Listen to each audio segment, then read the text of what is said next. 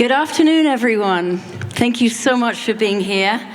My name's Jen Parker, and I have the privilege of serving as the Vice President of Community Engagement for Hillsbank.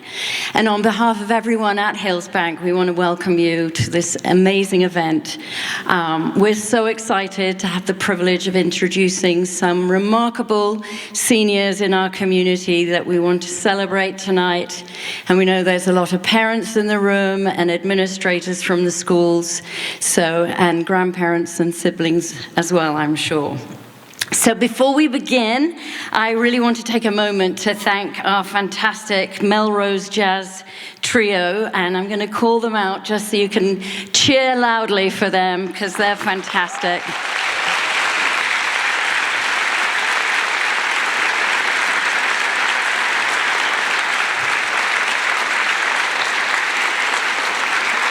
Thank you. These guys are members, before you leave the stage, I've got to introduce you. They're members, obviously, of West High School, and I know that Oliver just recently graduated and is at Kirkwood now, but we have Sean, who played keyboards, and Solomon Schaefer on bass, and Oliver Miller on drums. And again, they're all graduates, all seniors at West High. Thank you, guys. Fantastic job. You may leave this stage. Thank you. So the group performs as part of a nonprofit called The Mic, which stands for Music Impacts Community. And the nonprofit was organized, led by several of the Youth Salute students that we're actually going to recognize here this evening. Another example of many of the great things happening in our community due to the actions of our student leaders. So we have a great evening ahead, and I want to talk about what is Youth Salute. Youth Salute is a program of recognition and leadership skill, enhancing high school students who are entering their senior year, who have demonstrated wonderful academic, citizenship, and leadership qualities.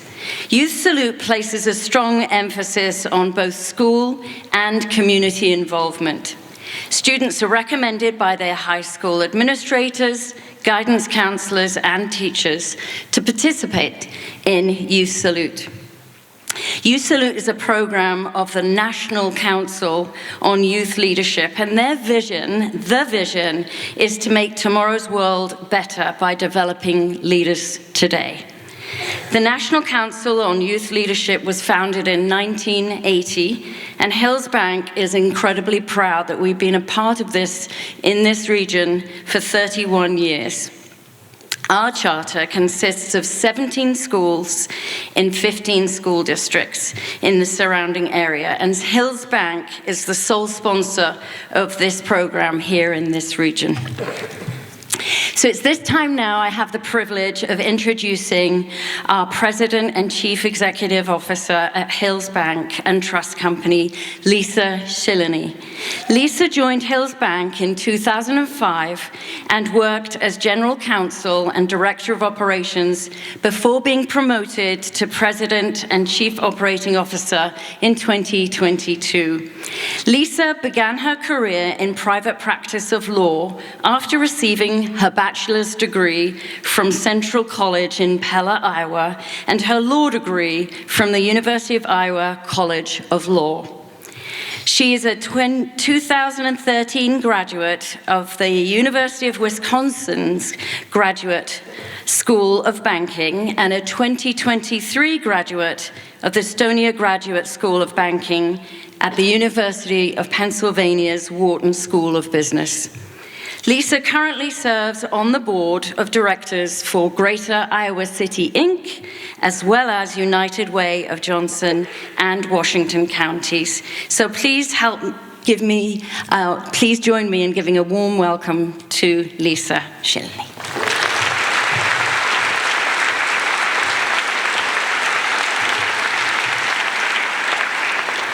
Thank you, Jen, and good afternoon, everyone.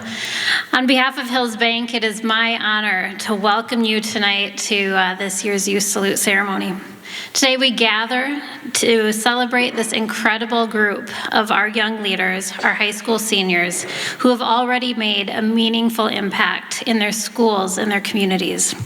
Hills Bank was founded more than 120 years ago in a small town with the belief that strong communities are built by investing in people.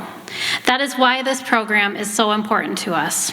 Each of you being honored has shown leadership, service, and commitment that reflects the very best of that tradition. As a parent of a high school student myself, I know how much time, dedication, and heart it takes to balance all of the academics, activities, and service. Seeing all of you here today is so inspiring, not just for me, but for everyone in this room who cares deeply about the future of our communities. Over my 20 years at Hills Bank, I have had the honor of participating in many of these Youth Salute interviews, along with many of my coworkers. Just from being nominated in this program, we already know that the students are high performers in their schools. But what stands out to us every year is directly witnessing their intelligence, their conscientiousness, their care, and their thoughtfulness. It can be a really nerve-wracking experience to go through these interviews, which consist of each student meeting directly with 2 Hills Bank employees and answering a number of questions about themselves. But it is so inspiring for us to hear their answers about the challenges they have faced, their school accomplishments, and their community involvement, as well as the ideas they have about our society's future. We can all be so proud of these students who are participating in this program. In addition, it is always extra meaningful to hear these students identify and discuss their role models. The vast majority of students identify parents, grandparents, siblings, teachers, coaches, and principals as having such a positive influence in their lives. It's a privilege for us as interviewers to get to hear these stories. Each of you here in support of the students should be so honored for the positive impact you are making every day. And students, we are honored this afternoon to celebrate your achievements and even more excited to see where your talent and leadership will take you. Congratulations to each of you and your families. You should be very proud. Thank you, and let's enjoy this afternoon together.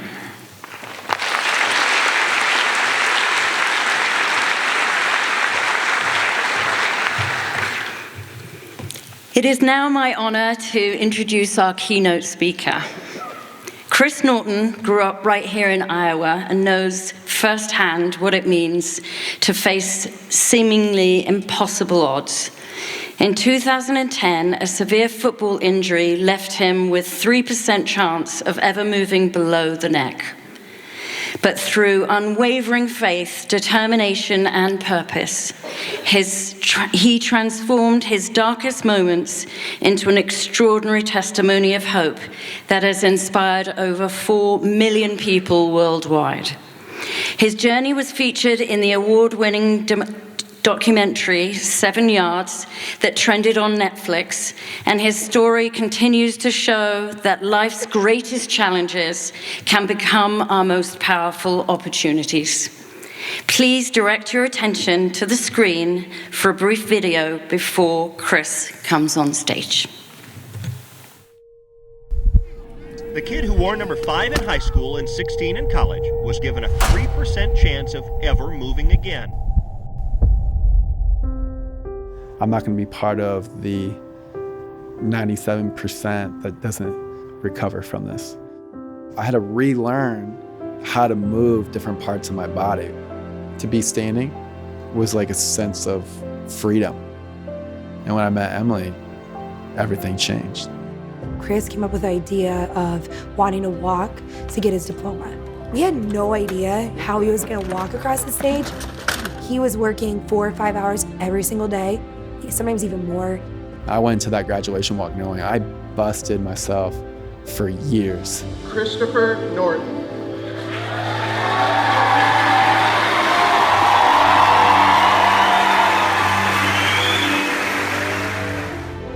And if you can do a little little bit more, a little extra on everything that you do, what you're supposed to do, that's when you can make the most significant impact and the biggest difference. I want to be able to walk Emily down the aisle of our wedding, and we're gonna go 7 yards. And I wanna walk with her side by side. I'm looking forward to the challenge.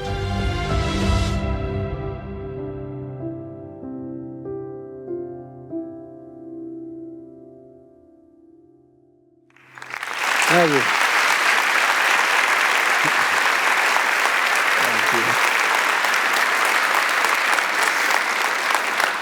You know, I'm tired of people pushing me around and talking behind my back. Before I share my story, I want to congratulate the 250 students who have been selected for their leadership. Perhaps some of you don't consider yourself to be a leader. I think real leadership isn't about having all the answers or being the loudest or never facing challenges. It's about who you become when life doesn't go according to plan. Well, I learned this lesson the hard way on October 16, 2010. It's the 6th game of my freshman season at Luther College in Decorah, Iowa. You couldn't ask for a better fall day to play football. It's the 3rd quarter, and we're getting our butts kicked. But we're mounting a little bit of a comeback. We had just scored a touchdown, cutting it to a 2-score game. So I run out to the field for the kickoff. At 18 years old, I felt like I was on top of the world. Here's a photo of me when I arrived on campus. As you can see, I'm not smiling because, I don't know, that's just what you do in football photos, I guess. I grew up in Bonnarant, Iowa, just 90 minutes from here. My dad, you'll appreciate this, he went to high school here in Iowa City and went to the University of Iowa where he met my mom. My grandma, she still lives here to this day. Well, coming into school, I already had my life all planned out. And you might not believe this, but my dream was to work at Hills Bank. No, I'm just playing. That would have been sweet, though. All right? That would have been really cool. The real plan, become an All-American football player, marry the girl of my dreams, and then buy a lake house. Or, better yet, the girl of my dreams' parents would already own a lake house. Okay, back to the game. The ball, it's kicked. I sprint downfield as hard as I can go, and I see this opening forming. My instincts are telling me the ball carrier, he's going to try to run through that gap, but I'm going to stop him.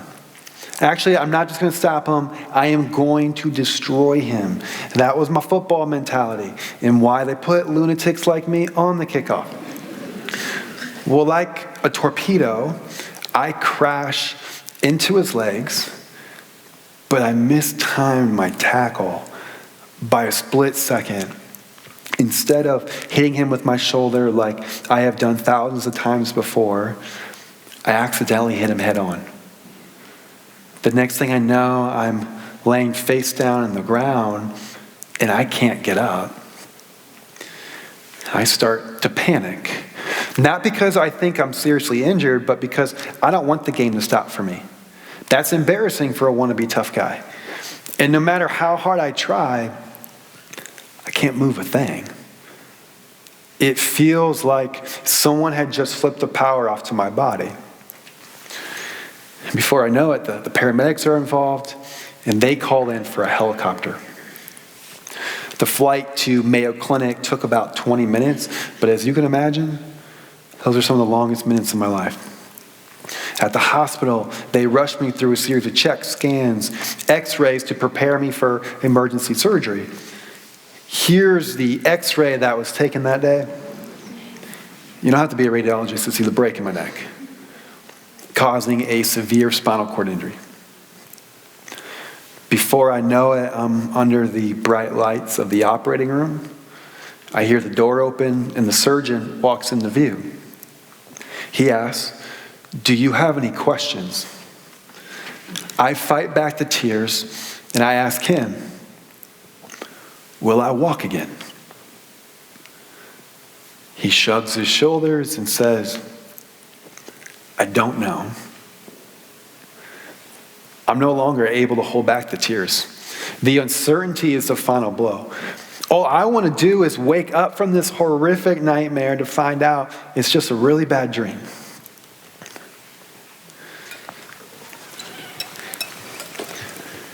In our life, at some point or another, we all get hit with adversity.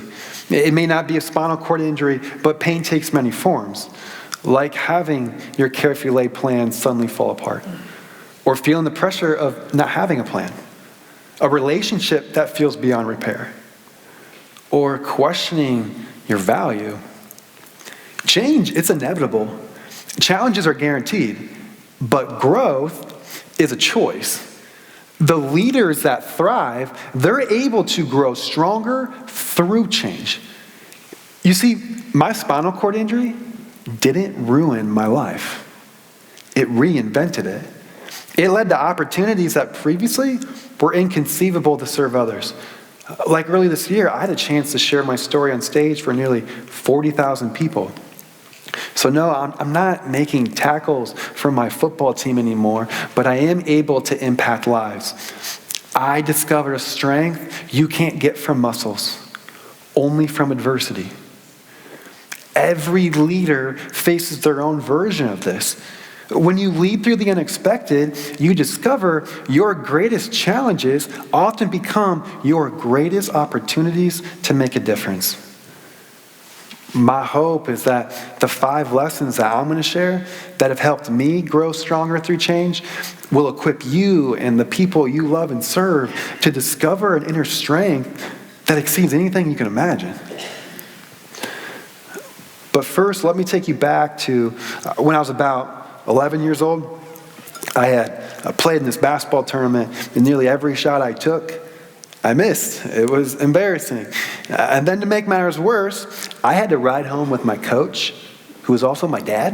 And so when I get home, I'm making excuses and complaints. If only I was taller, faster, or if my parents made more money and I could afford my own gym, then I'd be a really good basketball player.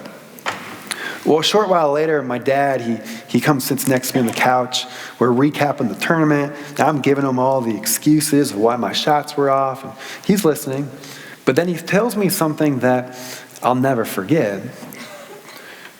Chris, if you don't like where you are, then do something about it. If you don't like where you are, then do something about it. It clicked. Why feel sorry for yourself when you're not willing to do anything to change? Blaming your circumstances isn't going to help. If you want to get better results, then you have to get better. There's no shortcut in life. So I grabbed my ball. I went outside. I shot hoops until dark. And this was a huge turning point because I started taking my dad's words to heart. And it was clear the only thing holding me back was me. Little did I know how impactful this moment would be later on in my life. I wake up after surgery. I'm surrounded by tubes and wires. Monitors are softly beeping. My parents, they're camped out next to me. Despite not being able to lift a finger, I'm hopeful. That is until the surgeon walks in. I hang on to his every word. One of the first things he says is not at all what I was expecting. Chris, you have about a 3% chance of ever moving below your neck. That's not a 3% chance to walk, but a 3% chance to feel someone's touch, a 3% chance to scratch an itch on my face, to feed myself. And it's all so surreal. I could hardly process it. Yesterday at this time, I was walking. I was suiting up for my college football game, and now I'm lying in the hospital, paralyzed from the neck down, with a 3% chance of ever moving. As the surgeon's gut-wrenching words sink in, I feel this rush of defiance. How does he know what my life will be? This is not going to be my outcome because I'm going to beat the odds. I will do whatever it takes each and every day to be a member of that 3%. Maybe you're sitting there today facing your own version of a 3% chance. It could be an obstacle that looks impossible to overcome, a mistake you feel like you can't come back from. Well, deep down in that hospital, I knew statistics and opinions, they don't determine your future. Your response does. If you don't like where you are, you have the power to do something about it. And so I get going to work. I do the only thing I could do, which was to nod my head yes and no. So I shook and nodded my head for hours. You should have seen me. I looked like a giant bobblehead, just kind of bouncing my head all around. Eventually, I'm able to shrug my left shoulder, beating the 3% chance. During that first week, I only get 1 hour of therapy a day until I'm transferred from the ICU down the rehab floor, where I was able to get 3 hours. But after a few days, I realized 3 hours is not enough. I need a 4th hour. I asked the hospital for a 4th. They said no. Well, I asked, well, why not? And they said, well, insurance typically cuts off at 3 hours. Well, I was on a mission. Eventually, I got that 4th hour. A couple more days go by, though, and I realized 4 hours is not enough. I need a 5th hour. I asked for the 5th. They say no again. This time, they meant it. I actually never got it. Instead, though, I have my PTs and OTs write up workouts that I can do on my own outside of my scheduled therapy time. My motto, if I'm not sleeping, I'm working. The reality was, I had to set my own standards. There was no walking again playbook. And the same can be said about leadership in life. We can't wait for perfect direction. We must take ownership to pave our own path forward. During the second week, I'm at the occupational therapy gym. I'm working on curling my left arm, but my goal wasn't to build beach muscles. It was to be able to feed myself. Getting the muscles to fire was a huge struggle. Well, then the OT ups the stakes. She grabs this half-pound ankle weight, Velcros it around my hand and wrist. And I stare at this half-pound weight like it's 50 pounds. My own body weight was heavy enough. As soon as I curl this weight, my arm shakes. I'm doing everything in my power to get this weight to my shoulder, and when I do, my family and OT let out this huge cheer. It was so exhilarating, like I had just scored a touchdown. That was, though, until I flashed back to 2 weeks earlier, when I was in my college weight room curling a 35-pound dumbbell weight with ease. In the middle of celebrating that measly half pound, my cheers turned to tears. I thought to myself, is all this effort just a huge waste of time? This is what makes change so difficult. It creates fear. It gets us complaining, comparing, and blaming. And then we start focusing on what we can't do instead of what we can. I realize that if I don't take control of this dark chapter in my life, my fear will. Then it will only get darker. How I fight the uncertainty or doubt, whether it's as small as a basketball disappointment or as big as being told I have a 3% chance to ever feel or move again, comes down to one choice: taking radical responsibility for how you respond. Because you can't control your circumstances, but you always can control how you react. This radical responsibility mindset is about refusing to stay stuck where you are or waste time wishing things were different. We all want better results, better relationships, or co-workers and classmates that don't irritate us. But the path rarely unfolds exactly as we envision. The real transformation happens when we take ownership to adapt, especially when things don't go according to our plan. So we have to ask ourselves, will I wait for my circumstances to improve, or will I improve my circumstances? Will I focus on the loss, or take ownership for what I still can control? And something that I tell myself during these difficult seasons is this: your future will take care of itself when you take care of today. So my first lesson to grow stronger through change: take radical responsibility for how you respond. Well, after a month of daily therapy, I achieved one of my first major milestones, being able to feed myself. It was a glorious day, finally getting food in my mouth. I initially had to wear a towel as a bib because I spilled so much. And you should have seen that thing after eating a big plate of spaghetti. Today, something that I've taken a radical responsibility for is what I pay attention to and focusing on the good in my life. Something that I've noticed about being in a wheelchair is that when people first see me, they have some pretty gloomy assumptions about my situation.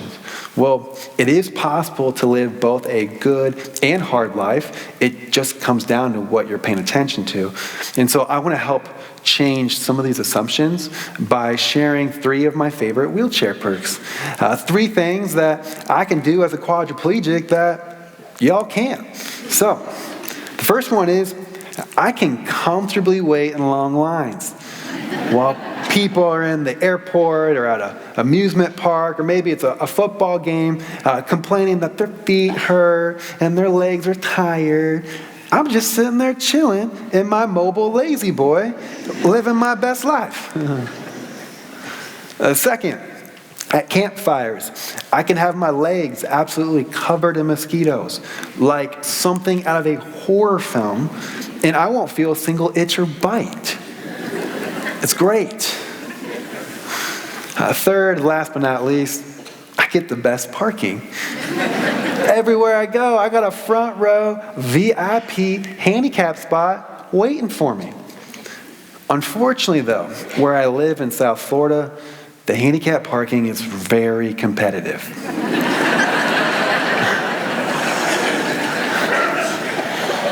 It's like NASCAR with handicap placards down there. But I share my perks just to show you can always find something in your life to appreciate if you have the will. While I was really good about finding the good and staying distracted with my workouts in the hospital, the difficult part was at nighttime. When it's dark and quiet, that's when doubt wages war.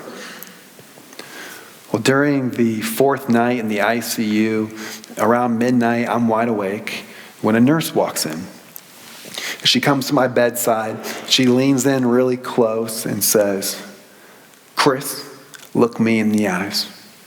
And she was kind of mean about it. Well, we lock eyes. She's this woman, she's probably in her 60s, reddish gray hair, glasses. And she's got this voice that sounded like she walked straight out of a Western movie. She says, "My name is Georgia. I'm from Wyoming. Do you know anyone from Wyoming?" I say no, and I'm thinking, okay, where is this going? Well, she keeps talking. "Well, people from Wyoming don't tell lies. And I'm here to tell you, you will beat this. You will beat this." I instantly started crying. I needed to hear those words so badly. Her belief ignited mine. The next day when I start my PT, I can hear her words cheer me on like a battle cry. You will beat this. And day after day, I get stronger. Well, fast forward 5 weeks. I'm still in the hospital. Despite endless therapy and prayer, though, my legs remain still. That is until one early morning, my left big toe feels the coolness of the air, like a Novocaine shot was wearing off. And I'm ecstatic, and I can't wait to tell my doctor about it. And finally, when my doctor comes in, I'm sharing the great news, and I ask him, hey, can you take a look at this left big toe? Like something. He refuses. He says, that's a phantom feeling. It's quite common with spinal cord injuries, but it's not progress. I insist, this is different. This is not the phantom feeling that you're describing. He shakes his head. Chris, you will never move anything in your legs ever again. Turns and walks out like no big deal. In under 2 minutes, this man had ripped apart everything I've been working for day and night to achieve. And I'm sitting there with my dad. Tears are just streaming down my face, devastated. But then I remember Georgia's words. You will beat this. In that moment, I decided, you know what? I'm going to go prove that doctor wrong. And guess what? Not even a week later, on Thanksgiving morning, with my family by my side, I wiggled that exact left big toe that the buzzkill doctor said I would never move again. I was pumped, yo. I was so fired up. I told all my nurses and therapists that day, you go find that doctor, who I like to call Dr. Phantom. Bring Dr. Phantom here so I can tell him to phantom this. As I wiggle my toe in his face. Fortunately for him, he was gone that day. It worked out for the best because I was way too fired up. That toe wiggle, though, it became so much more. I gradually gained strength in my quads, even able to stand with assistance. You will beat this. Georgia's 4 little words were my inspiration, fueling me towards the goal. But do you think Georgia realizes the impact her words had on me? Doubt it. Rarely do we ever find out if what we say makes a difference. Clearly it does. Our words can lift someone up or tear them down. I share this story with you today to recognize we all have the power to be someone's Georgia. Sometimes we hold ourselves back because we doubt our words will make a difference. Well, can I tell you? I'm grateful I can no longer pretend like everything's okay. Because there's something beautiful happens when you can't hide your struggles. People show up differently. People are much more kind to me now than they ever were before my injury. Yet the physical challenges you all can see, the challenges you can't see, are just as painful. And if it's true for me, I bet it's true for you too. I know there are people in this room right now who are fighting battles we know nothing about. Some of us are very good at acting like everything's okay. Yet the unseen pain could be grief, depression, loneliness, or the agony of just watching someone you love struggle through life. Without the visible signs, it's difficult to know who needs a Georgia.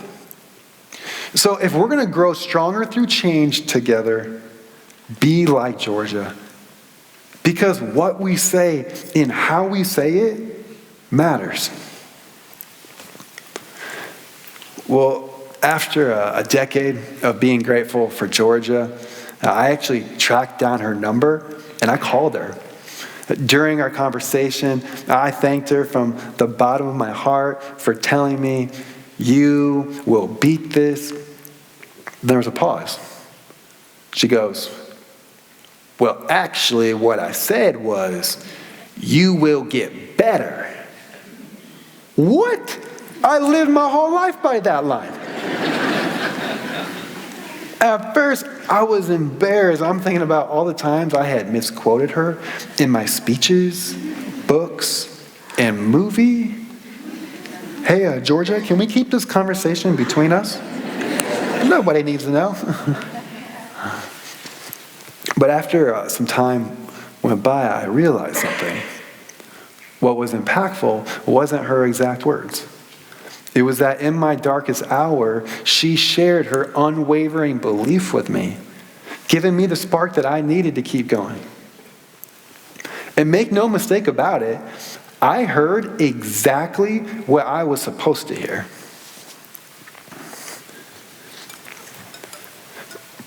As my hospital discharge was approaching, reality hit. I'm set on going back to college, but I'll be completely dependent on others. Every morning, I'm going to need help getting out of bed, getting dressed, going to class. The thought of asking for that much help was terrifying. But then my older sister Alex steps in. She moves to a nearby apartment right off campus to help with this huge transition so that I could live on campus. Well, once the semester starts, my roommates, who are also my football teammates, they really stepped up as well. They began driving me to my PT, OT appointments, getting me across campus, food at the cafeteria, get me in and out of bed. So they quickly transformed from teammates to brothers. On the weekends, when we wanted to go out, they would all come in my room to help me get ready. They were kind of like my NASCAR pit crew. So one guy would be like changing my outfit, somebody's gelling my hair, spraying cologne on. They would even pop zits on my face. They love that. In other words, though, I had the lousiest grooming team in the world. But it did take an entire team to help me be successful. I could have never done it alone. It turns out most people have a lot of compassion inside. It just takes asking for help to unlock it. Well, during that first year, I felt like I needed something more than just my studies to work towards. I was daydreaming about the possibility when it hit me. What if I walked across the stage to receive my diploma? It seemed like a realistic goal because I had 4 years to get ready. Well, to give you an idea of how crazy of a goal this was, here's a little snapshot of my walking back then. I had 2 therapists, one that would pull my legs through. I'm suspended overhead, off-weighted, with a harness system. I have leg braces on. But that did not stop me from boldly telling people what I planned to achieve, even when I had serious doubts. Sometimes we have to set goals that we don't know how to achieve. Well, for the next few years, with a full class load, I would train nearly every day, multiple times a day, with different PTs, OTs, athletic trainers, my friends, my sister. Pretty much, if you had a pulse and working arms and legs, I would ask you for some PT help. It was a lot. But I found is when you take on more than what you think you can handle is when you realize your potential. It was my junior year, though, that changed everything because Emily walked into my life and I fell in love hard and fast. And let's just address the elephant in the room because I know you're thinking it, and yes, I'm aware of it. She's out of my league. I outkicked my coverage. I get it. But she hasn't figured it out yet. So we're not going to tell her. Well, after a year of dating, Emily and I began walking together as well. In fact, I walked better with Emily than any of my trainers I've ever worked with. I knew Emily had to be the one who would help me walk across the stage.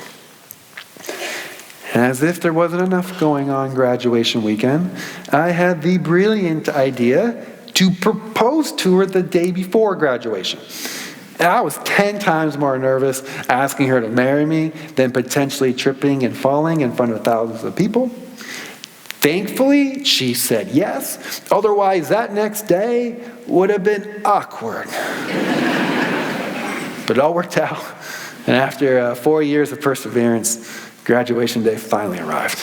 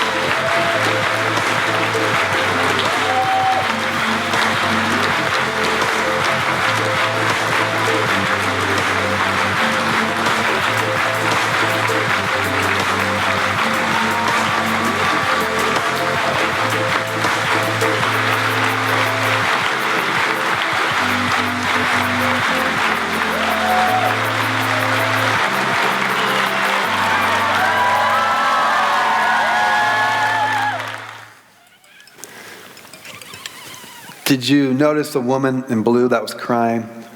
That's my mom. She cries a lot. The only reason I was able to go back to college, walk the graduation stage, and be here with you today was because I learned to get over my fear of asking for help from others. In this life, no one achieves remarkable things on their own. So don't be afraid to ask for help when you need it. Asking for help, it's not weakness, it's wisdom. And while we fear looking incompetent or burdensome, reaching out actually shows strength, builds trust, and fast tracks our goals. But for years, I felt like I was only receiving help and not giving anything back. Yet in spite of this, I noticed how my relationships were deepened instead of becoming depleted. And I didn't understand why until a number of years ago. It was the night before my best friend's wedding, surrounded by all my old roommates, when guilt spills out. I said, I don't know how I'm ever going to repay you or give you anything close to what you've given me. If it weren't for you guys, I wouldn't have had such a wonderful college experience. Emily and I, we would have never met. Well, one of the guys chimed in and said, Chris, it was exactly because you needed us that made our college experience more fulfilling than we could have ever imagined. So we need to thank you because you've given us more than you'll ever know. I was speechless. That's when I understood asking for help isn't taking from others when you graciously receive it. It's giving to them. We all want to feel like we matter, but sometimes our fear of looking weak can rob others of that gift. The most courageous decision you'll make during times of adversity isn't facing obstacles alone. It's asking for and graciously receiving help. The best leaders understand this. They don't try to be the hero who does everything by themselves. They build teams. They delegate. They admit when they don't know something. And just as I need physical support, we all need support sometimes, whether it's with a complex problem or something personal. So what have you needed help with but haven't asked for? Today's the day to ask.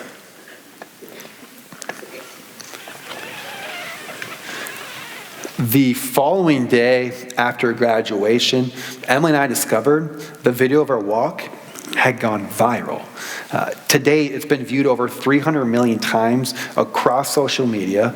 We get to go on some of the largest talk shows in the country. Messages poured in from people all around the world sharing how this short walk has given them the courage to overcome their own challenges. These messages, they touched my heart so deeply, it made everything I've gone through worth it.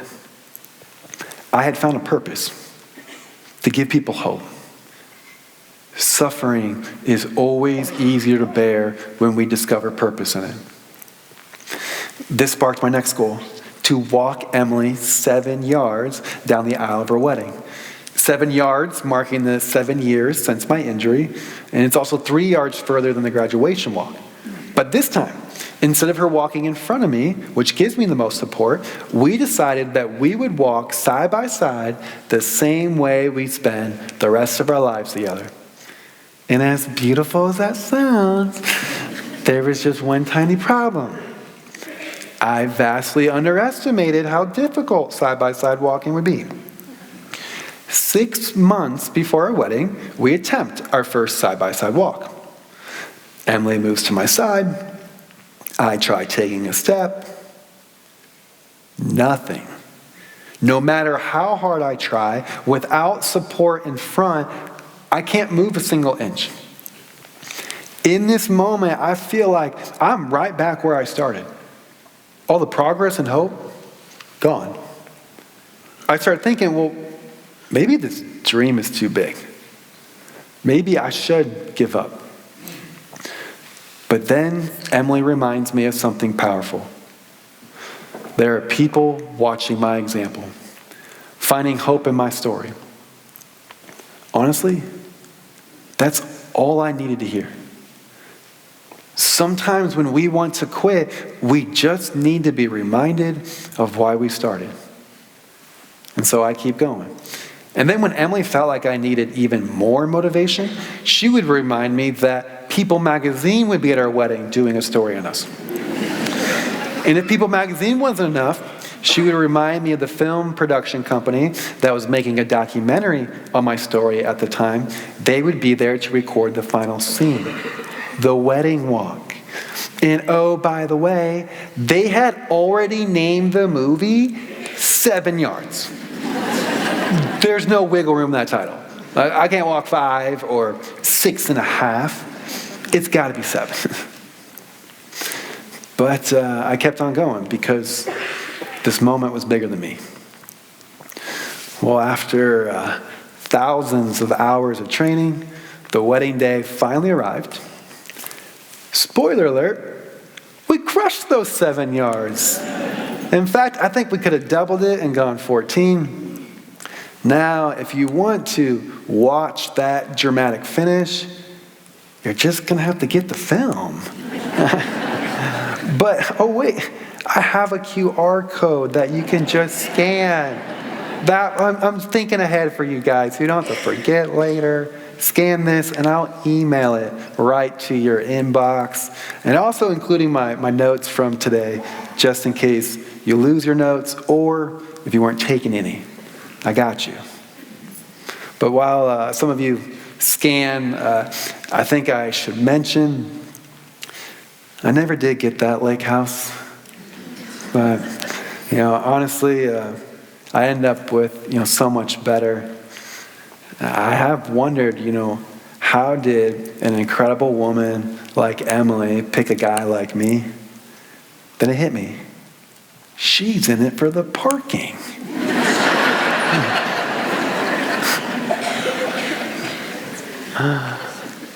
In all seriousness, I wouldn't have done the walk if Emily hadn't helped connect me to a purpose that was greater than myself. And when my spirits were in the dumps, which in the beginning was far more than I care to admit, to get me out of that funk, she would ask, "Who's counting on you?"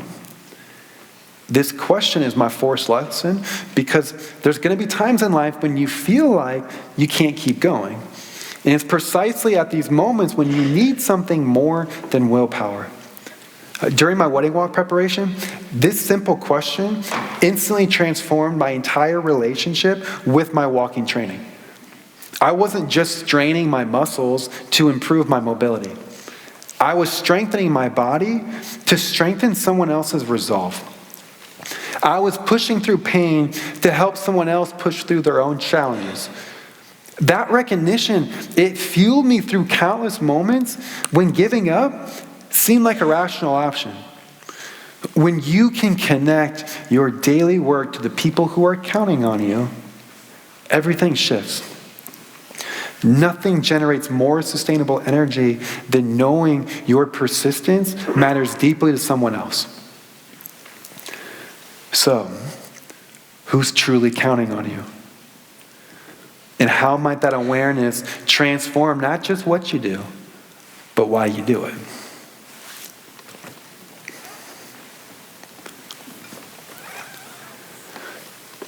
If my 18-year-old self, the one lying in the hospital bed, could see my physical strength today, he'd be disappointed because this wasn't his goal.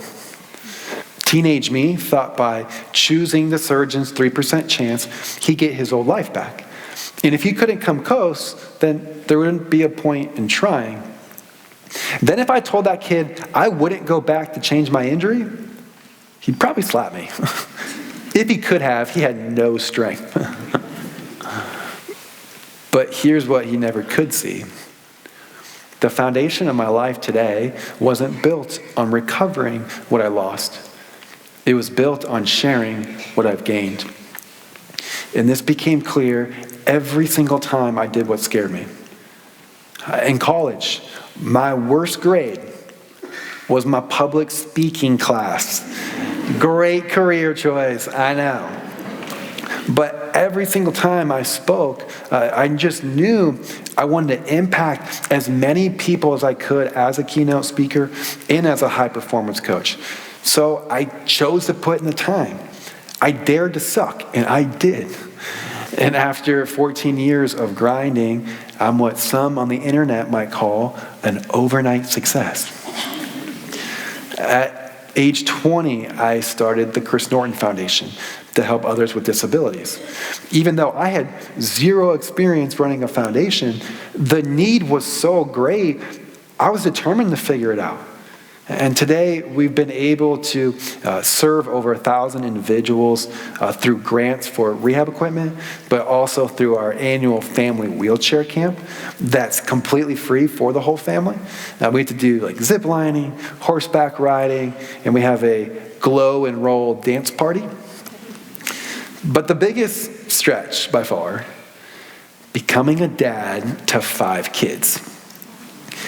In 2019, we adopted 4 biological sisters, and then a few years later, we welcomed our son, KJ.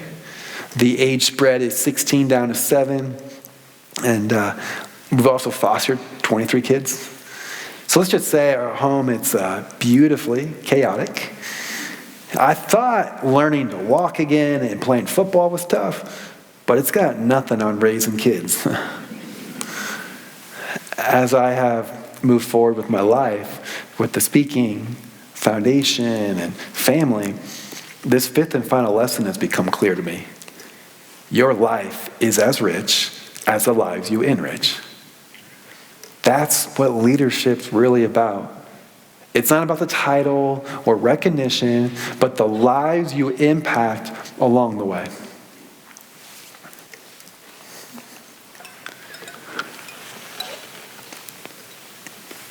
After hearing my story and seeing my family, people often ask me, well, Chris, how do you do it all?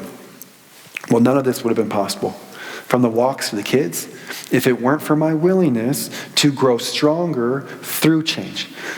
While I will never have the solution to every problem, I can confidently tell you that whatever comes my way will not break me, but strengthen me. And here's the best part. The same is true for you. It all starts with those moments when we decide to take a radical responsibility for how we respond. It's up to us to be like Georgia, to use the power of our words to lift others up, because we never know what someone else is going through. Ask for help when you need it. Then when someone gives you that help, graciously receive it. Remember all those who are counting on you, because ultimately your life is as rich as the lives you enrich.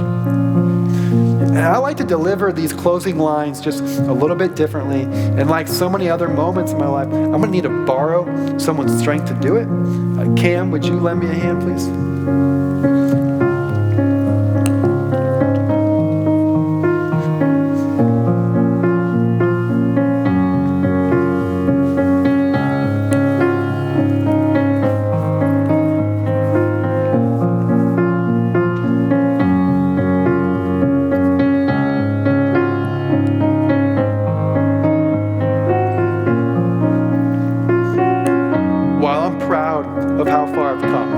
I'm not standing here to say, look at what I did.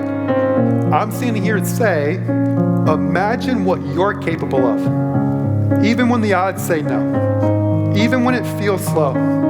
Even when it doesn't look like it used to. Because real strength, the kind that lasts, doesn't come from going around the hard stuff. It comes from going through it. And that's how we grow, stronger through change. Thank you, everybody. Thank you.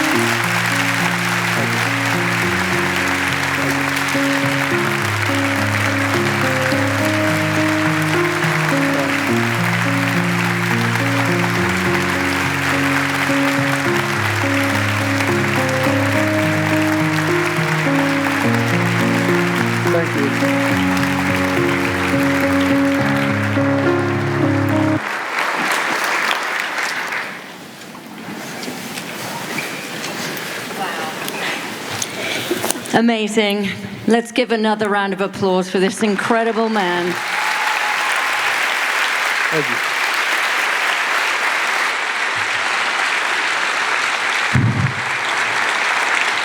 Thank you, Chris.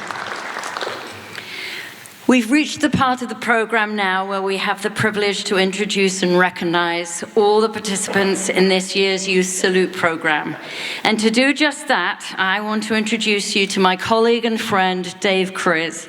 Many of you are familiar with Dave. He's the Hillsbank Vice President of Retail Development and has been with Hillsbank for over 24 years. In multiple roles, he has been branch manager, director of marketing, and now community relations. Dave has poured himself into this entire program for years. He's championed thousands of emails, thousands of phone calls, organized thousands of interviews. And over the years, he never ever gives up on the belief of championing and looking out for our future young leaders. One last important thing, which some people don't know, even from Hillsbank, is that Dave was just invited to serve on the National Board of Youth Salute, which just came into effect last month. So congratulations, Dave, and over to you.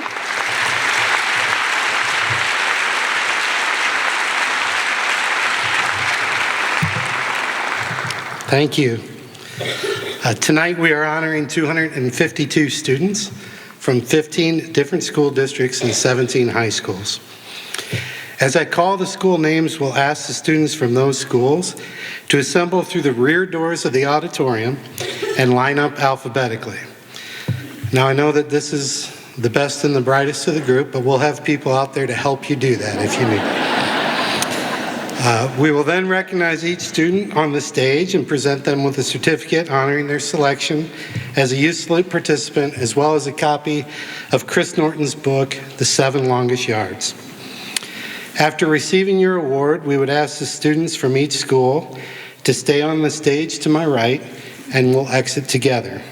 And we'll hold our applause until we recognize each group of students as they come up.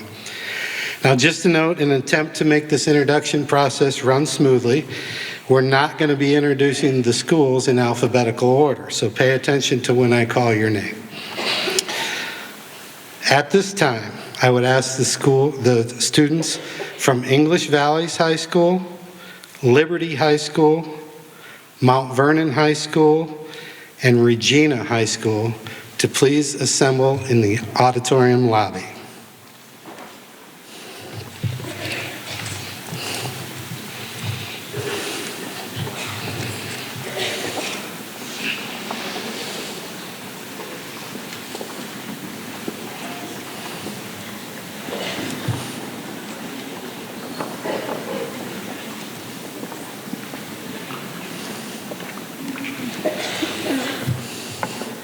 And don't worry about me, I'm used to people getting up and leaving when I talk. So. While these students are lining up, we'd like to take a brief moment to recognize an important group, the Hillsbank Board of Directors, who have for 31 years continued their support and allowed us to solely support this program locally. So I'd like to thank the Hillsbank Board of Directors at this time.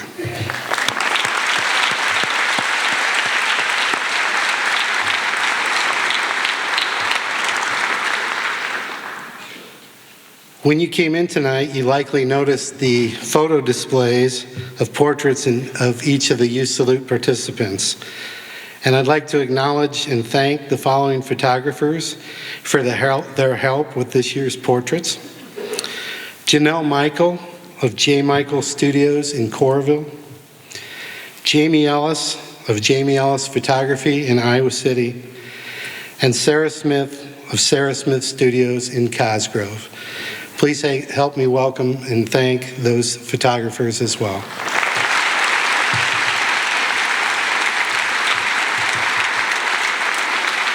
Our photographers are volunteers, and they volunteer their time each summer with the hope of catching a few senior portraits along the way, but we sure appreciate the work that they do and the beautiful work that all of you will get to take home at the end of the display period. That photo display will travel throughout the community. It will start at Hillsbank's East Side location tomorrow on Muscatine Avenue in Iowa City, and then it will circulate to the other Hillsbank locations over the next 2 months. The location schedule is in the back page of your program, and you're welcome to call any of our offices to check where that display is currently located as well. It will also be listed on our website. This traveling display is such a great way to showcase this group of truly outstanding students. At this time, I'd like to ask the students from City High School to please assemble in the lobby.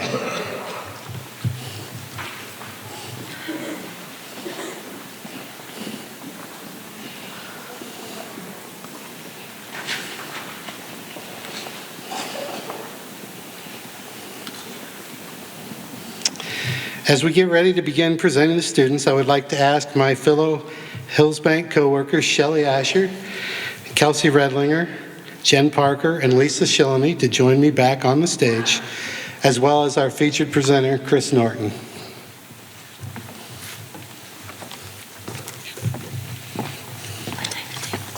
Yes.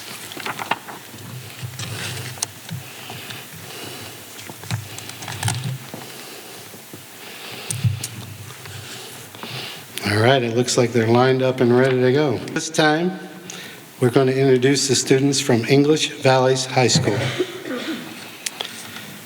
Kaylee Frazier,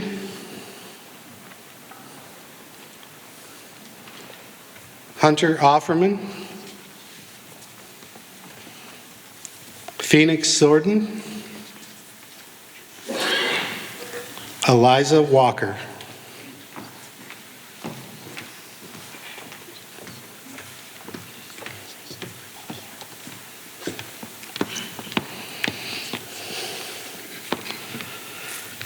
These are the students from English Valleys High School.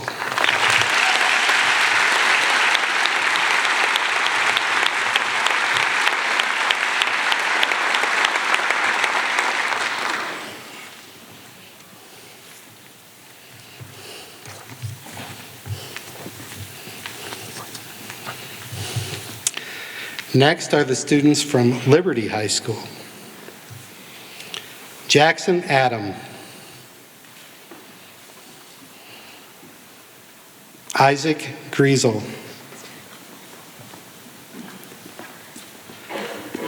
Sophia Jin,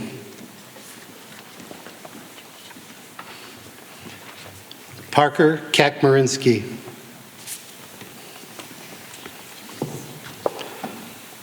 Bella Kelbach,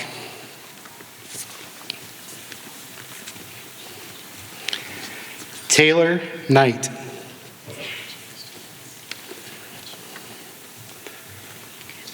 Lucy Mawson,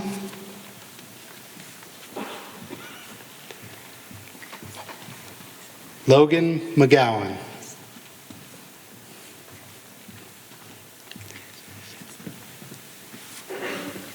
Molly McLaughlin,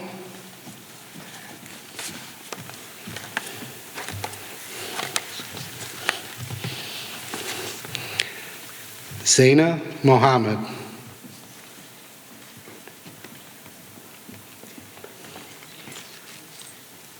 Vincent Nee, Finn O'Toole,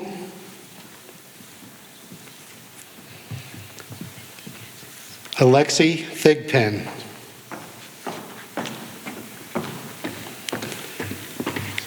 Logan Vidito,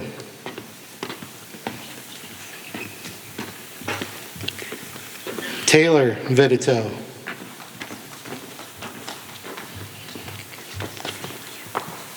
Callum Wu,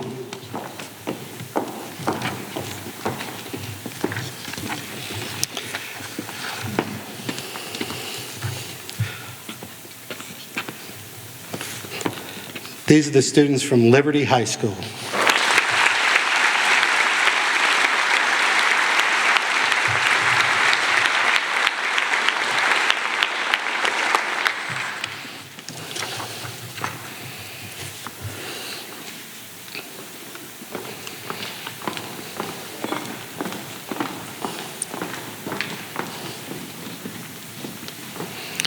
Next are the students from Mount Vernon High School.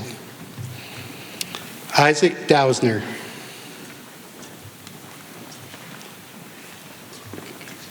Edith Dawson.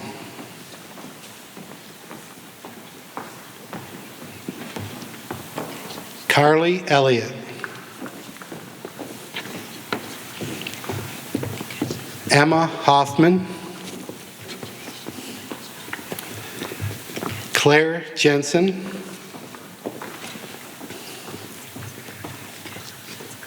Amara Perot.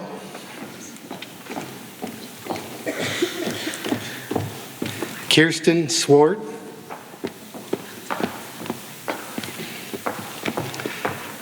Nora Weber.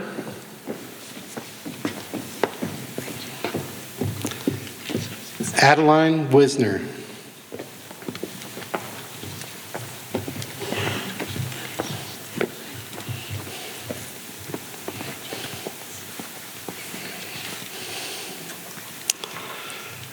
The students from Mount Vernon High School.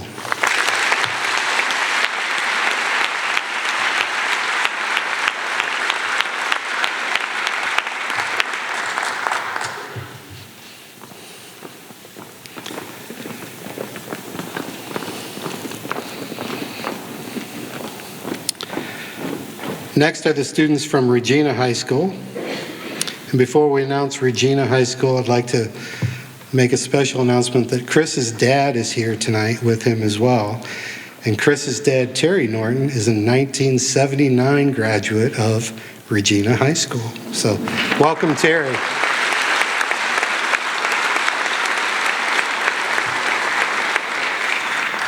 The students from Regina High School. Savannah Dickey.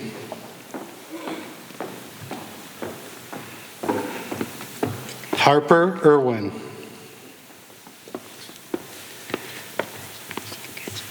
Angel Garcia Castro. Elise Gingrich.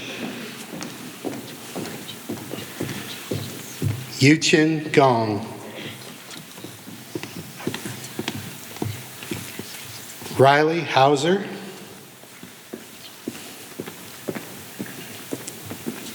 Ella Cuny. Gianna Martini.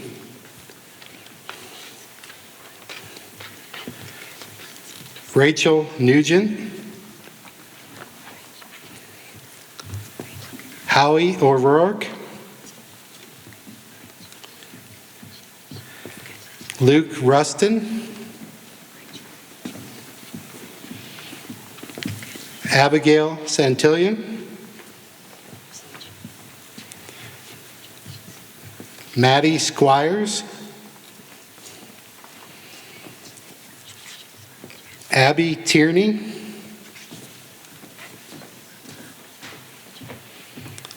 Evan White.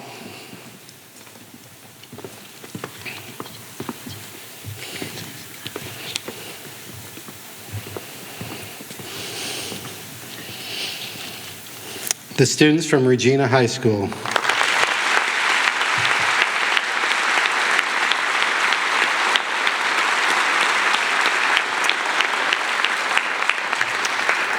At this time, I'd like to ask the students from Solon, Hillcrest Academy, Iowa Valley, and Clear Creek Amana to please assemble in the lobby.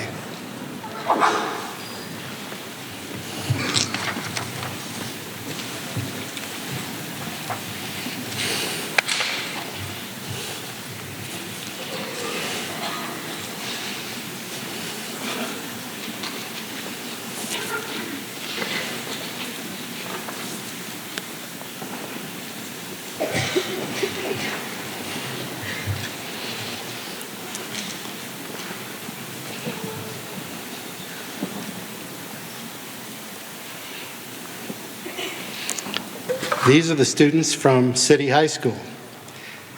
Manar Abdallah Ahmed.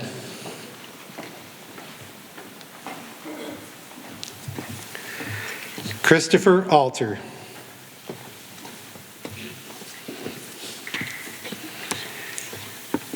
Elizabeth Aisclough. Philip Barry Stoltz.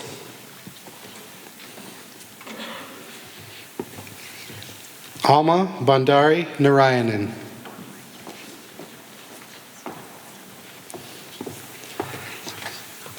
Idalia Bradford.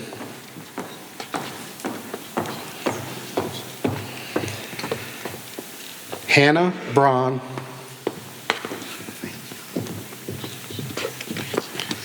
Liz Degner.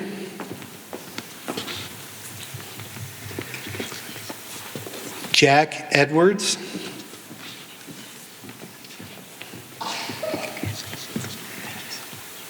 Katia Ellermeyer.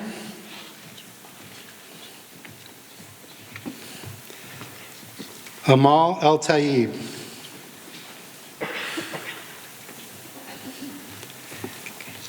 Rachel Hawk.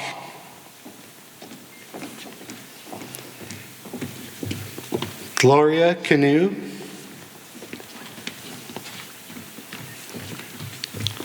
Hallie LaRue.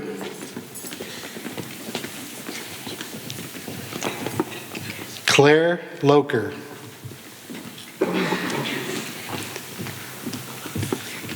Rowan Moss.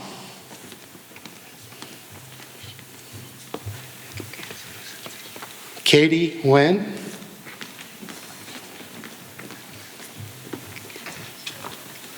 Atlas Parsons. Orlando Plum Cuba.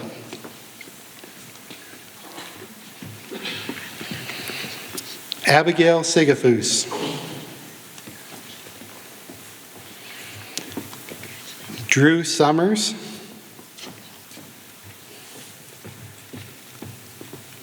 Jesse Varner.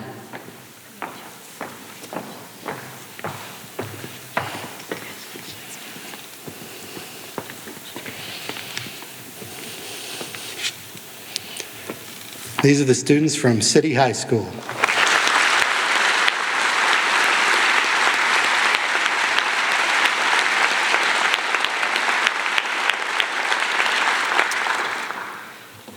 At this time, I would ask the students from Lisbon, Lone Tree, Mid Prairie, and Washington to please assemble in the lobby.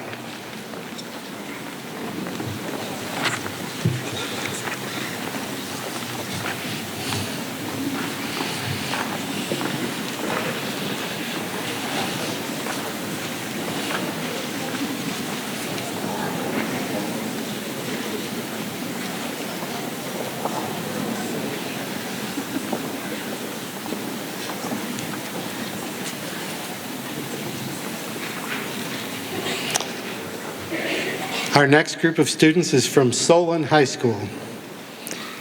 Chloe Benjamin.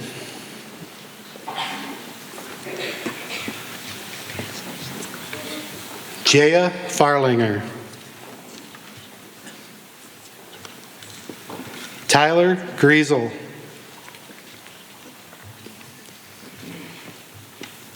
Madden Hahn. Allison Hedge. Madison Singbile. Tucker Spence.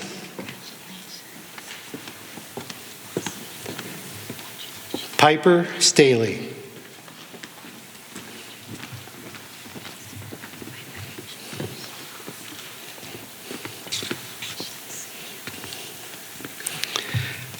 These are the students from Solon High School.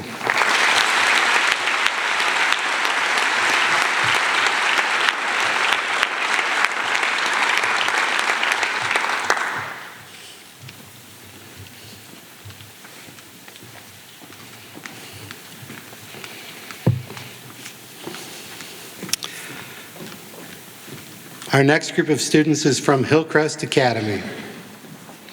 Niva Helmuth.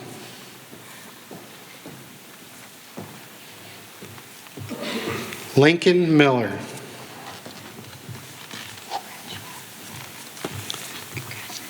Rowan Miller.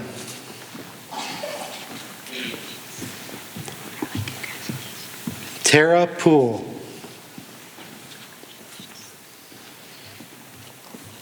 Owen Scott. Raya Scott.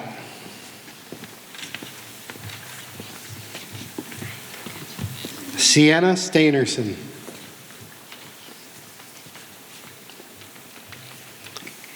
Nora Schwarzendruber.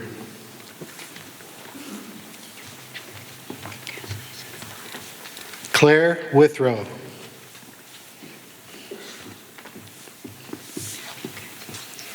Ethan Yoder.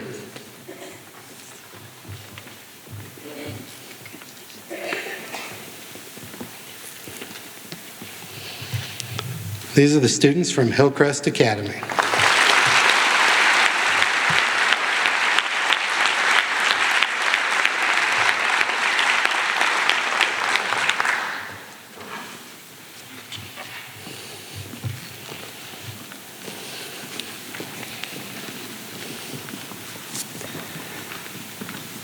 Our next group of students is from Iowa Valley High School.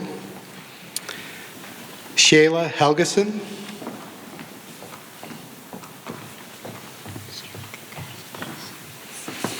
Catherine Kilgard.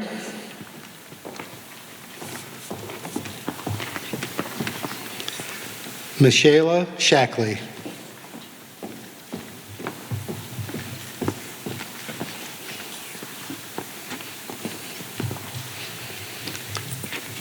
The students from Iowa Valley High School.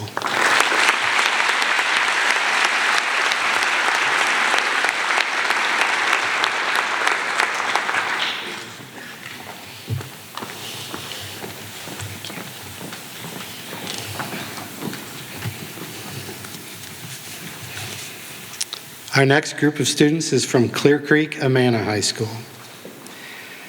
Mackenzie Burnett. Morgan Downs.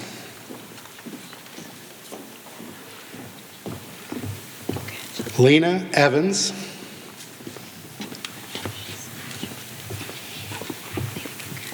Emily Henderson.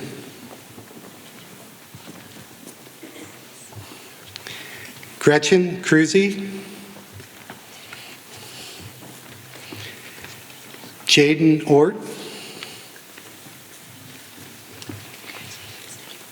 Sydney Pfeiffer.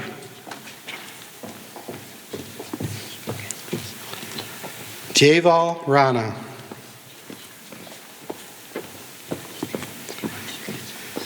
Nick Schultz. Soraya Sherman.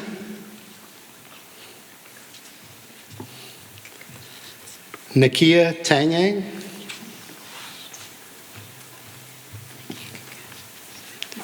Elizabeth Timmerman.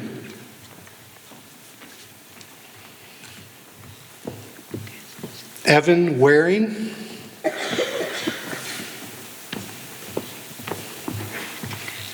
Brenna Williams.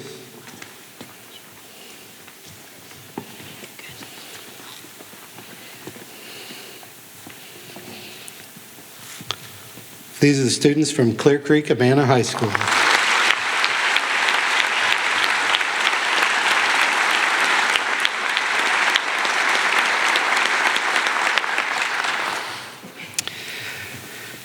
At this time, I would ask the students from Highland, Williamsburg, and West Branch to please assemble in the lobby.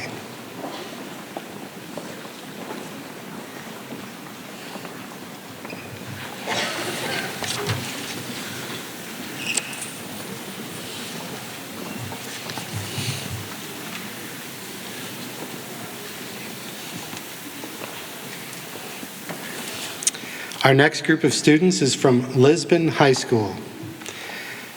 Abby Bach.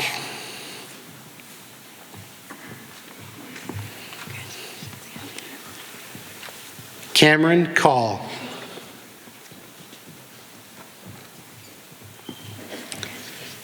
Jackson Knapp.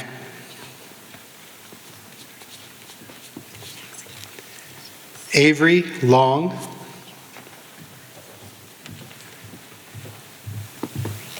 Caleb Ross,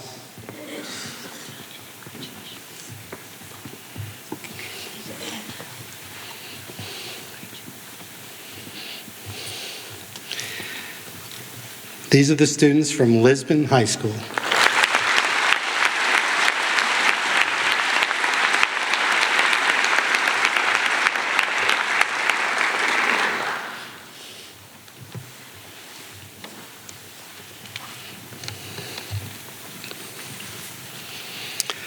Our next group is from Lone Tree. Emmett Burke.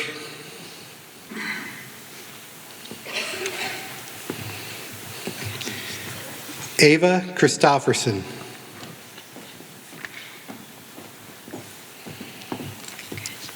Allison Ford.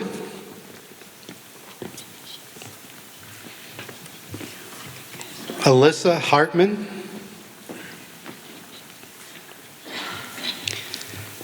Carter Schott.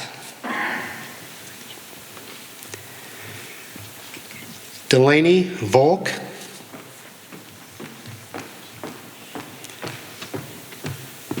Cade Willows.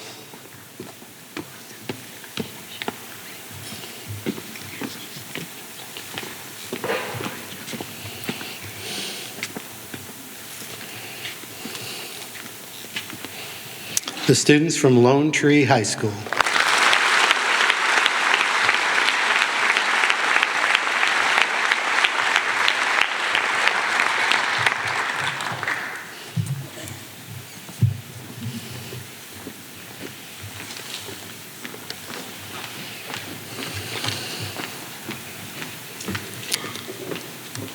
These are the students from Mid Prairie. Ellie Callahan.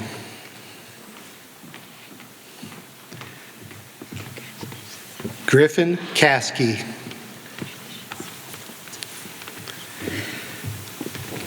Jillian Clark.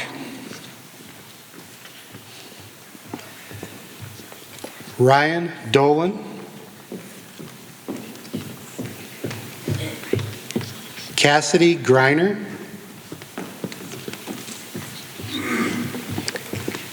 Cadence Grout.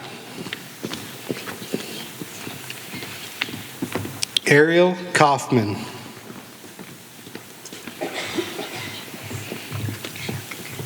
Bryn Northup.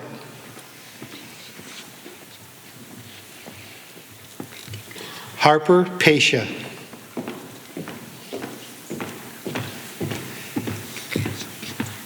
Hannah Rogers.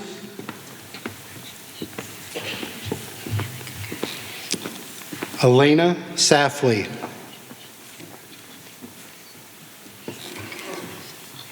Olivia Slaba.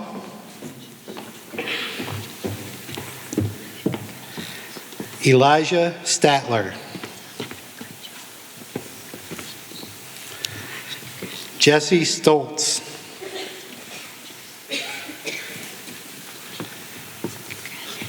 Cassie Trimpey.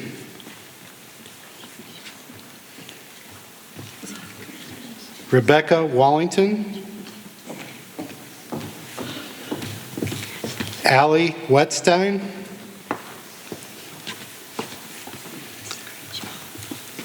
Leah Wilson.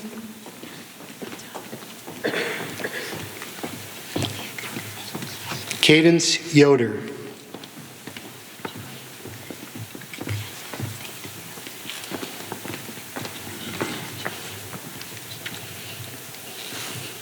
The students from Mid Prairie High School.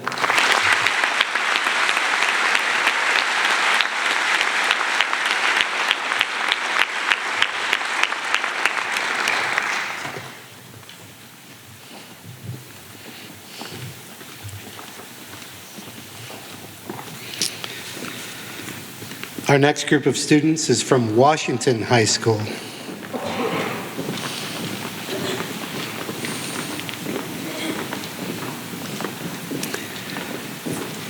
Maya Brody.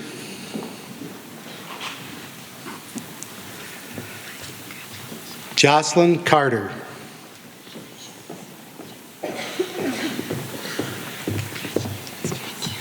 Iris Dahl. Quentin Garibay. Presley Hora.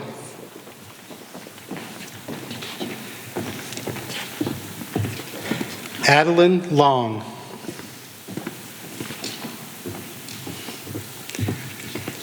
Leighton Messenger. Taylor Mix.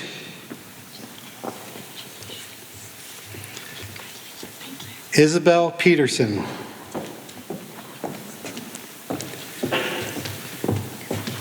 Callie Schiebel.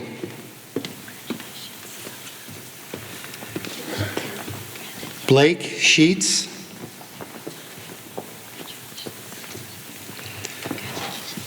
Oakley Saboski. Emma Taylor.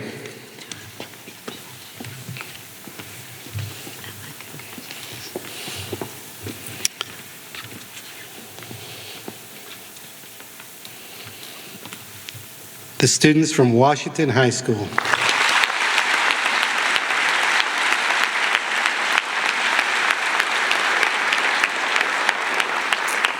At this time, I would like to ask the students from West High School to assemble in the lobby.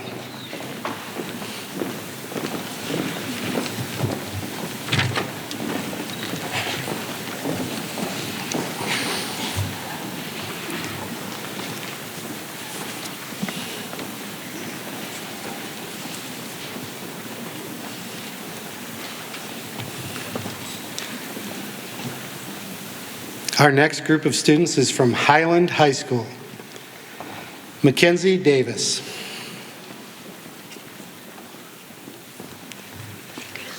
Cassidy Deuster.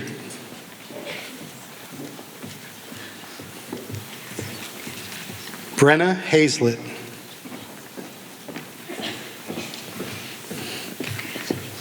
Chase Higginbottom.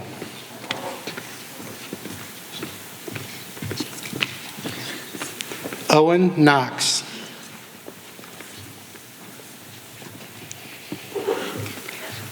Greta Piet.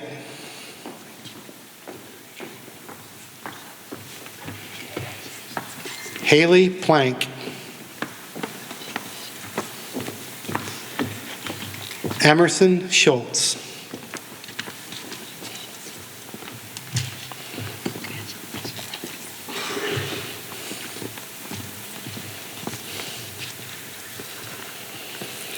The students from Highland High School.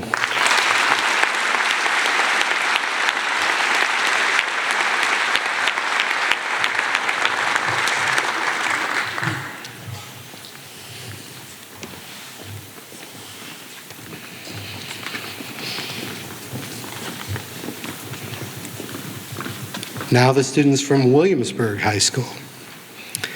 Zoe Allen.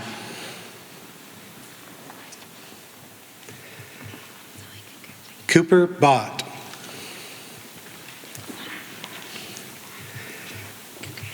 Finn Brummel.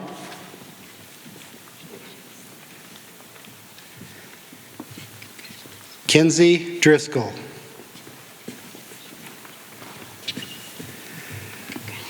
Brody Hawk.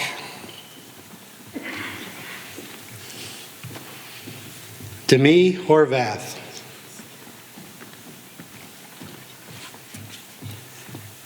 Kendall Jepson. Nolan Kent. Caleb Kubas.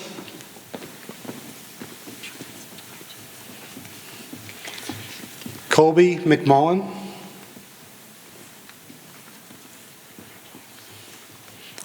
Tyler McMullen.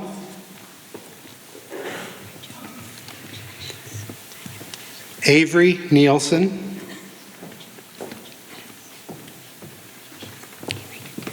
Eleanor Sinclair.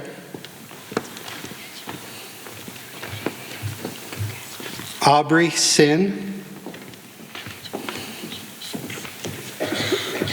Bowen Stratton, Jenna Yerian,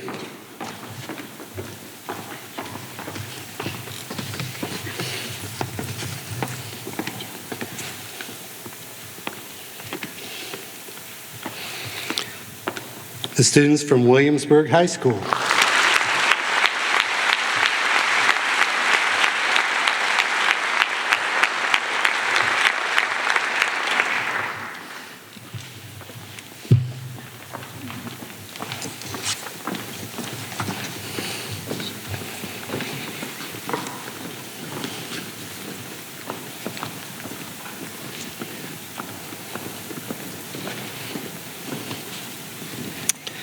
Our next group of students is from West Branch High School. Ewan Arlen,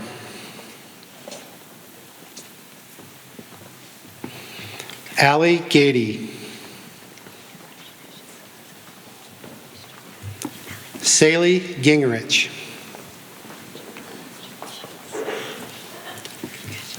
Caitlin Harrison, Aislinn Marsh,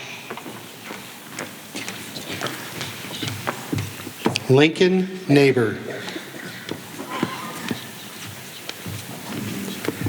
Maddie Newberger,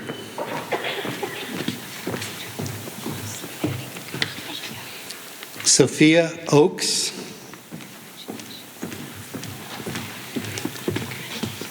Addison Schultes, Nolan Staker,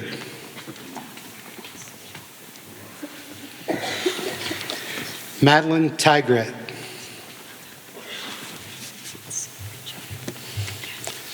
Lillian Waters, Ray Watt,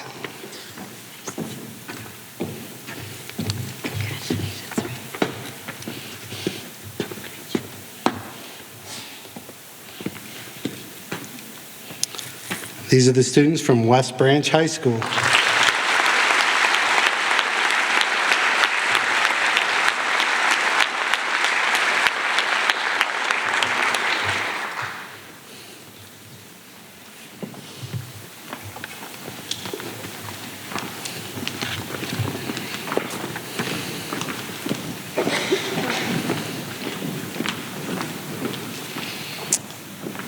Our next group is from Iowa City West High School. Mayar Alawasi, Finley Bonfig,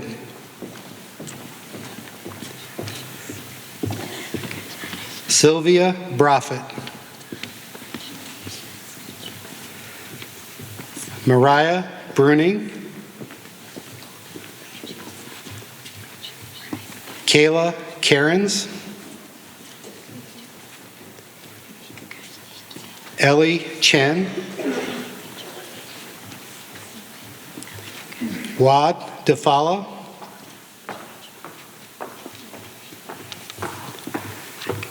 Gina Frank,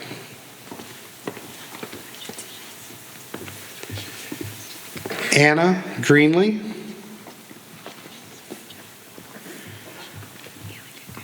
Jason Kim,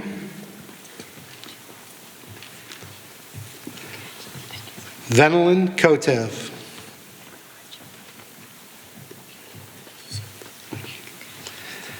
Evelyn Kraber,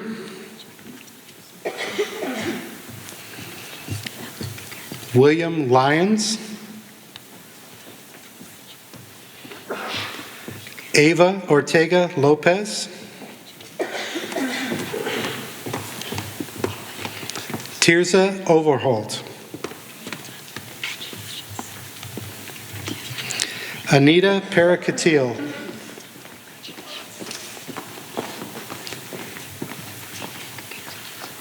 Sage Potaroff,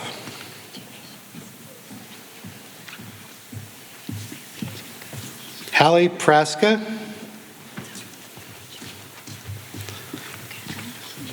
Ellie Rotland, Adam Salem. Shanza Sammy.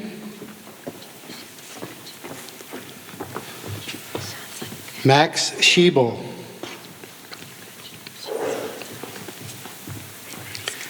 Shahed Suleiman.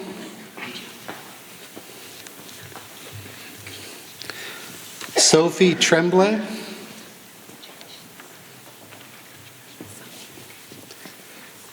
Jasmine Sang.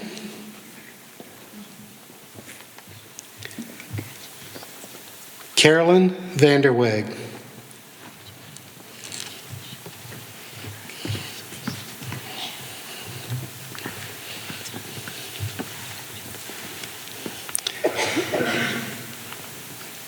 These are the students from Iowa City West High School.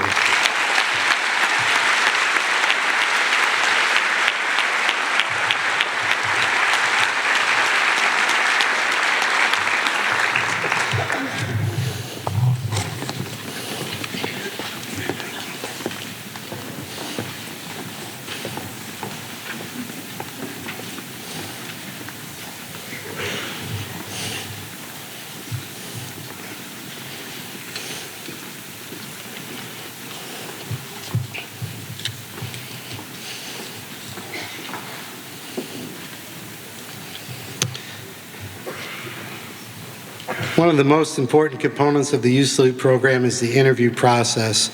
And we had a great team of community leaders and Hillsbank staff who committed their time and energy to complete nearly 250 student interviews this year. I'd like to just take this time to thank all those who helped me with the interview process. Thank you.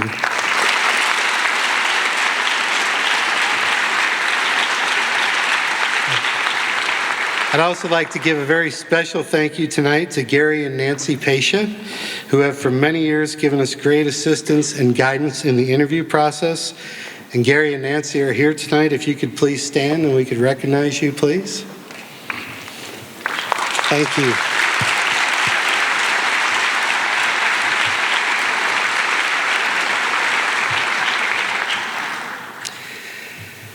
We had an extremely talented and involved group of students again this year. The task of selecting outstanding students is never an easy one, but our interview teams have recognized the following 25 students based on their academic and leadership qualities as shown in their interviews. Each of these students will receive a $200 scholarship award from Hillsbank.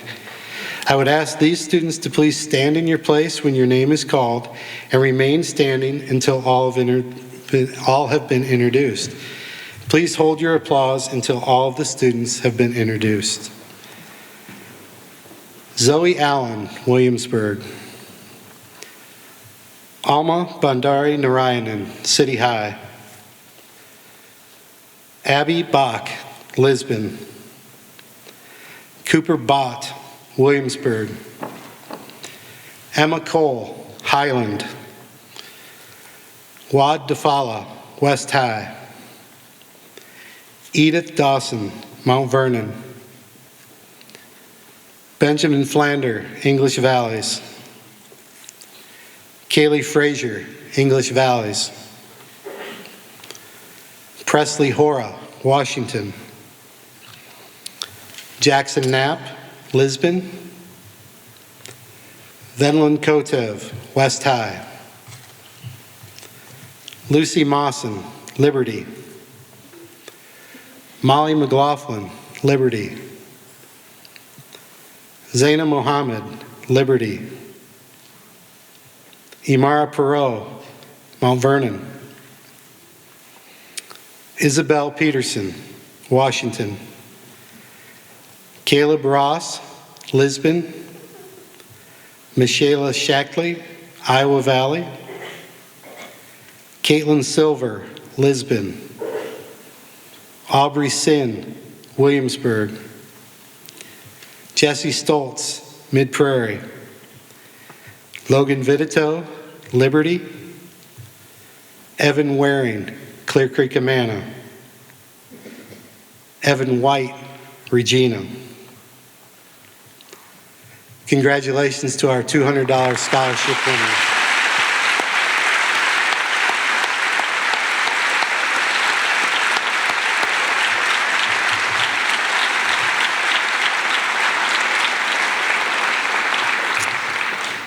Next, we would like to recognize a group of 5 semifinalists. Each of these students will receive a $300 scholarship award from Hills Bank. We would again ask that these students stand in their places when their names are called and remain standing until all have been introduced. These are the 5 semifinalists. Finley Bonfig, West High. Saley Gingrich, West Branch. Sophia Jin, Liberty. Adam Salem, West High. Taylor Vidito, Liberty. Congratulations to our semifinalists.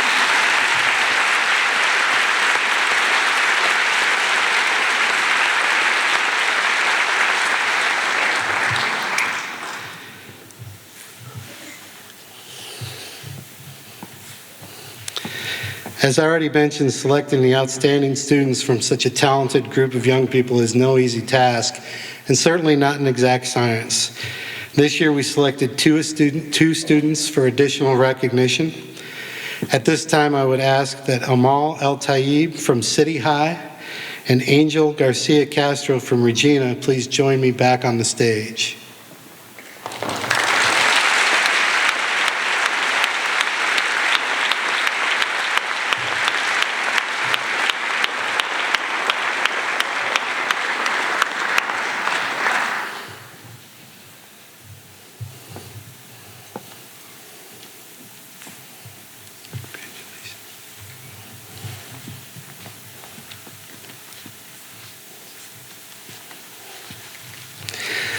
Amal and Angel were chosen as our runner-up students this year.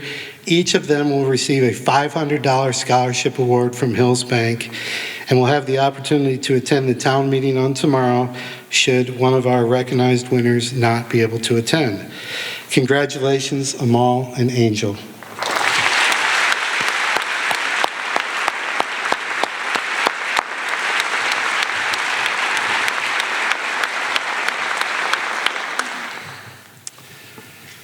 I would now like to call on Mitch Gross, principal at Iowa City West High School, to introduce the first of this year's outstanding students.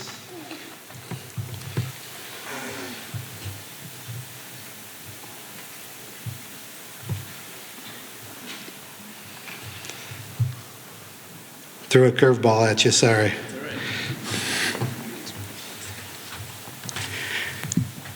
Good afternoon. My name is Mitch Gross, and I'm the principal of Iowa City West High School. I'm very proud that for 4 straight years, our school has been named the #1 high school in Iowa by U.S. News and World Report. And although that's an honor that we really appreciate, we know that accolades like that do not happen on their own. They're the byproduct of supportive families, outstanding teachers and staff, and dedicated students. At West High, our slogan is "Where excellence is a tradition," and we uphold that tradition with our founding principles of kindness, community, and learning. Shanza Sammy embodies all 3 of these qualities, and I'd like her to come to the stage at this point, please. When it comes to kindness, Shanza shows what she does by always uplifting others. As the co-editor-in-chief of the West Side Story newspaper, not only does she bring her own voice to the page, but she also amplifies the voices of her peers, ensuring that students feel heard and represented. In terms of community, Shanza consistently seeks to give back and to build connections beyond herself. Whether it's through her work as a student journalist or representing West High and our school district in statewide and national competitions, she has shown that making her school and community stronger is one of her top priorities. And finally, when it comes to learning, Shanza never stops. Her achievements speak for themselves. She received first place in Earth and Environmental Science at the State Science and Technology Fair. She won the SSTFI Artificial Intelligence Award, and she represented West High School at the International Science and Engineering Fair this past spring. On top of that, she's been recognized as a Herbert Hoover Uncommon Student for the class of 2025, one of the most prestigious honors an Iowa high school student can earn. Shanza makes West High a better place through her intellect, her dedication, and her uncommon spirit, and it's my deep pleasure to present her with this award.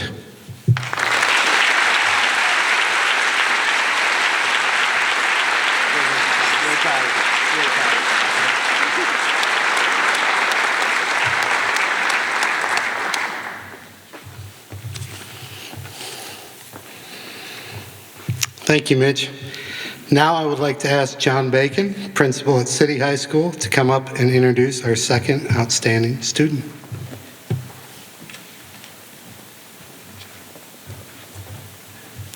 Good evening, ladies and gentlemen. Thank you first to Hillsbank for this very special evening. And again, thank you to Chris Norton, our speaker, who I just thought was absolutely outstanding. Congratulations to all students and families here this evening on this prestigious and well-deserved recognition. At City High, the school that leads, we encourage our students to grow into leaders in our school and community. A leader lifts others up, gets active and involved, and leaves our school even stronger than they found it. And our scholarship winner this evening, Jesse Varner, has done exactly that at City High. So I invite Jesse Varner to the stage, please. Jesse succeeds at the highest level academically. He is a talented and dedicated musician. He is a founder of The Mic, which is an organization that raises funds for local charities while providing student musicians a venue to perform. Most importantly, Jesse is kind and good. He is a friend to all, and he makes City High an even better place because of the positive example he sets for others. Please welcome Jesse Varner.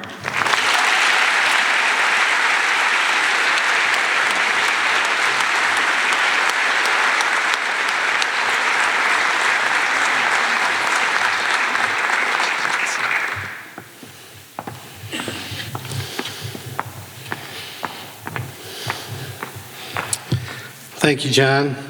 Shanza and Jesse will each receive a $1,000 scholarship award from Hillsbank and will also have the opportunity to participate in the National Council on Youth Leadership's town meeting on tomorrow that will be held in St. Louis at St. Louis University in October.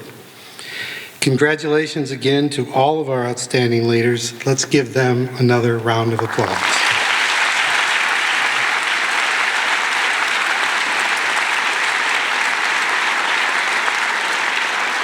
Just a note, all the scholarship checks will be presented at the year-end senior assemblies that are held in May at each high school. I'd now like to hand it back to Jen Parker for some final key words before you leave.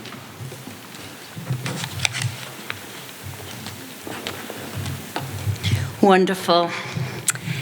So in closing tonight, before you leave, we're going to show a little video. It's called The Hills Way, and we show this to all our new staff when they onboard their first week, and it never ceases to just touch me when I watch this. I love it so much. So we're going to just show that, and then we're going to finish with a few more words. Over to the video. Thank you.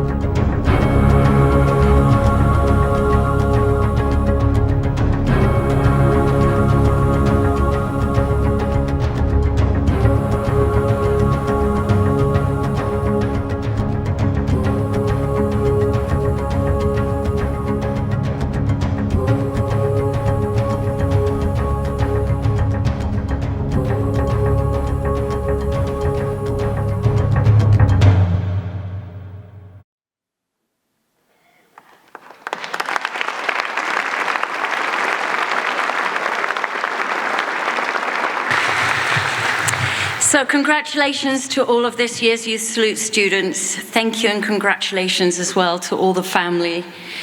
It takes a village, and the support, obviously, of student teachers and faculty and parents, grandparents, the support around these students so that they can have success is so important. I'd like you to join me in thanking Chris Morton again for his incredible words and inspiration.